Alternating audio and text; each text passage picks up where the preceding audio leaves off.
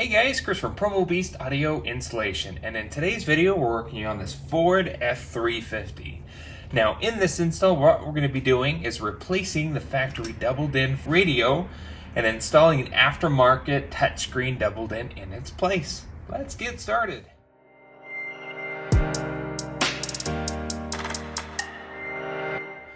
Alright, so before we get started, I do want to make note we do have already on the channel a version of this video, but it is a couple years old at this point, and the technique to install the radio has changed over time, and so essentially this video will be here to replace that previous one. Now we need to get this factory radio on out. Now the customer has already done a lot of the labor to get it on out, but we're going to walk through the process in the event you need to get yours out of the way. You'll notice on these factory radios they have two holes on each side of the radio. That is for the use of stereo removal keys. Now if you don't have a pair of these, you can actually use some heavy-duty coat hangers, and we've done both on the channel. If you want to order a pair or purchase a pair of these, we'll link these down in the description. Essentially these keys pop inside the holes there, and what they're going to do is go inside. There's a little metal clip area where it'll go into, and what you'll do is you'll squeeze off to the side just like so, separating outwards, and then you'll give it a pull. Now what this does, if you can kind of see there, it goes inside this metal clip, and when you push outwards on these removal keys, it pushes the clip inwards. That allows the clip to bypass the sides of the dash bezel for the radio to slip on free. Now, if you already have an aftermarket radio installed, aftermarket kits like the one that we're going to be installing today clip into the side here, so you'll have to use like putty knives to release those, or you can take the whole dash bezel off. If you can avoid it, that's great. If not, that's kind of the process of doing so. So, we got the radio on out here. The radio's going to have some harnesses to disconnect. Alright, so with the radio totally out, we're actually 100% done with this guy. We don't need this anymore. We have our main wiring harness and our antenna. At this point of time, let's head over to the bench and show you the parts that we're going to need for our install. Alright, so here at the bench, the parts that we've chosen to go with for our install today, first and foremost, is the doubled-in we're choosing to install. This is the Sony XAV-AX100. This Sony features both Apple CarPlay and Android Auto. It's a single-DIN actually design chassis, but with the doubled-in touchscreen, so it's very versatile type radio that still has a volume knob, which is awesome. Now to accommodate this in the dash location, we're going with this dash kit. Because this is a doubled-in screen, we do want the doubled-in dash kit. This one is the Metro 95-5817, specifically for doubled-ins. And to accommodate it for the wiring side, for the factory harness, we'll need the Metro 70-1771.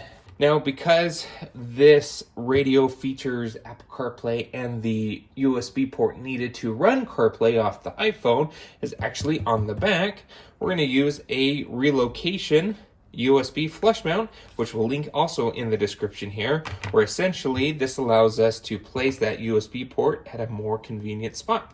First thing we're going to do is grab our wiring harness and the harness that came with the radio, and we're essentially going to strip both ends of these wiring connectors. We're going to be soldering everything up using some heat shrink and prepping the wiring harness. Once that's done and out of the way, we're going to grab our dash kit and get it mounted on the radio. Alright, so what we've done here is we grabbed the harness that will fit our Ford and the harness that goes to our radio here, and what we've done is strip those ends, and then we've placed some heat shrink up and over the Sony end.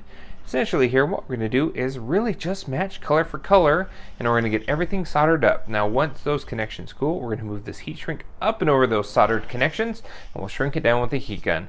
Once that's all cooled, we're going to wrap the rest of our harness in some Tesa tape just to give a little bit more protection within the dash.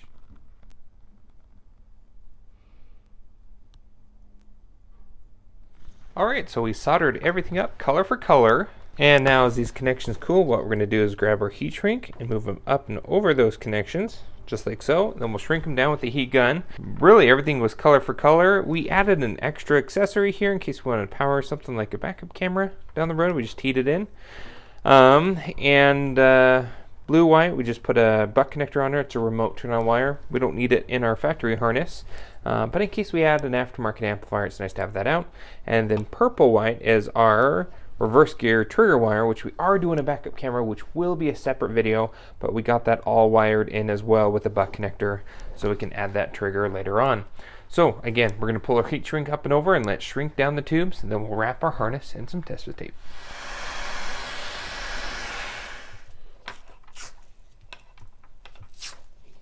Our harness is all nice and ready to go. This end plugs into the Ford, this end plugs into our radio. Now we left out obviously our amp turn-on wire and our backup camera trigger wire, and also our extra accessory that we just teed in case we need that down the road. Threw butt connectors on those. This is done and good to go, ready for the car. So at this point in time, we're going to turn our attention over to the dash kit. Alrighty, so we got the dash kit on our radio. Simple kit here. Essentially here it just little wingies on the sides, and the way that this kit is designed, it actually snaps into the dash bezel.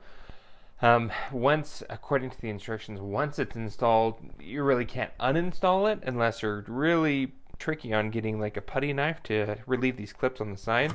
So once it's in, it's in. And the way to get it out down the road is you have to actually remove the whole dash. So keep that in mind.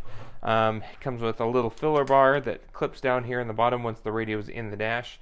Now we do have to do some dash modifications, so let's take you over to the truck to show you exactly what needs to be cut in order for this radio to fit within the opening. Alright, so we're back here inside the truck. Now, according to our instructions, what we need to do is actually do a little bit of trimming. Now, looking up underneath, we have to pull out these little, they're about 7mm bolts, because they're going to get in the way of the radio. And this lip here at the bottom, and this lip at the top. You trim what you need to do to get the radio into the dash. So if it's easier to trim a little bit of the bottom, I start with the bottom to see if that clears, and if it's not enough, then you may have to trim the top. Now, do not trim the sides, because this is exactly what the dash kit's gonna grab onto as soon as it clips into the dash once fully installed. So again, take out the 2 screws in the top, do a little trimming in the bottom. We're gonna use between a file and a multi-tool, maybe a little handsaw, just to get this exactly perfect. Take your time. It's going to take a little finessing, but once you get the radio on in, it should be nice and solid for good.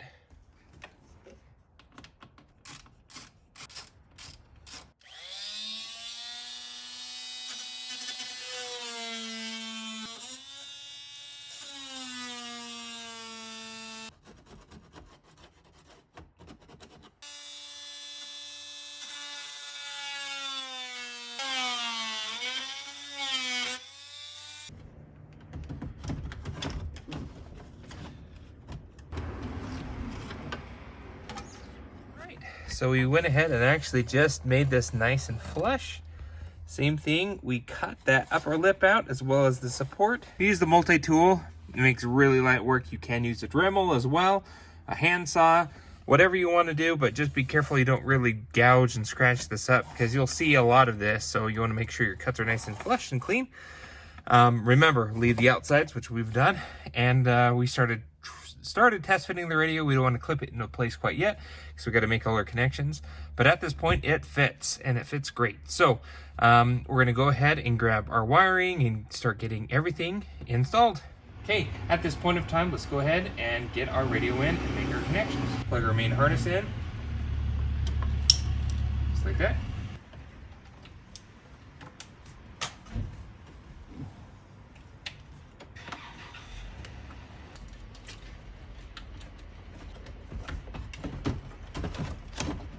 Now, before we pop this in, we want to make sure everything's working.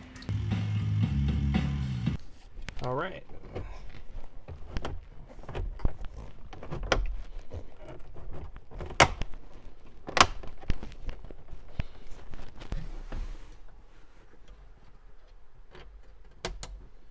All right, so we put in our little trim piece there at the bottom. Everything's clipped into place. We are done and good to go. Also, if anybody's interested, we actually replaced the lower power socket or cigarette lighter with a flush mount USB for our radio. So this is where we're going to connect to for both Apple CarPlay and Android Auto. Kind of cool little mod here. Essentially, there's a couple of 7mm screws holding on this panel. We got 2 here, 1 and 2. You You got two here, 1 and 2. You got one here. You got one here in the corner. And then once this is out of the way, after you remove those two, there's going to be two more holding in your cup holder. And then you actually have to pop off this bezel temporarily, just held on with clips, and there's two screws back behind there. So if you want to pull that off so you can install one of those, that's fine. You can also probably put one there in that location, or just drill and mount one there in that blank. So kind of a cool little USB mod.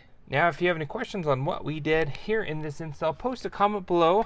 Like I mentioned earlier in the video, we're doing a backup camera to this radio. So if you want to see how to install a camera on this truck, go ahead and check the description. We'll have a link there, as well as a card up above walks you through step by step on how to install that camera. Thanks again for watching. Appreciate the support. Be sure to hit that like button, and don't forget to subscribe. We post great content on the channel all the time, and we will see you in the next video.